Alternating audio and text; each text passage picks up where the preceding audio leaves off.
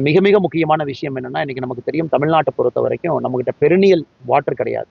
நமக்கான நம்ம மாநிலத்தில் உற்பத்தியாகி நம்ம மாநிலத்தில் முடியக்கூடிய நதிகள் கிடையாது. தாமிரபரணியை தவிர பெரும்பாலும் மற்ற மாநிலங்களிலிருந்து வரக்கூடிய நதிகள் நமக்கு ரொம்ப முக்கியம். அதுவும் கூட இன்டர்ஸ்டேட் டிஸ்பியூட்டில் நிறைய பிரச்சனைகள் இருக்குது. அதனால் இன்றைக்கி நம்ம தண்ணீரை கன்சர்வ் பண்ண வேண்டிய கட்டாயம் நமக்கு இருக்குது.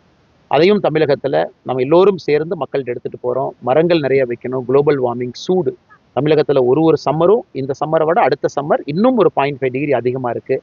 அதனால் இன்றைக்கி இந்த பள்ளிக்கூடம் முன் வந்து 1008 மரங்களை வைத்து அதன் மூலமாக குழந்தைகளுக்கு ஒரு பெரிய மெசேஜை கொடுத்து முன்னாடி எடுத்துகிட்டு போகிறது மிக மகிழ்வான ஒரு விஷயம்.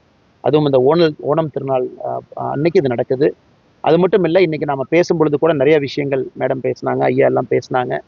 எந்த அளவுக்கு வந்து நம்ம மரங்கள் வச்சாலும் கூட அது பத்தாது. இன்னும் எக்ஸ்பொனன்ஷியலாக மரம் நிறைய வைக்கணும். காரணம் அந்த அளவுக்கு குளோபல் வார்மிங்காக இருக்கட்டும், கார்பன் அட்மாஸ்பியரில் இருக்கக்கூடிய கார்பனுடைய தன்மையாக இருக்கட்டும், நச்சுத்தன்மையாக இருக்கட்டும் அதிகமாகிட்டே இருக்குது.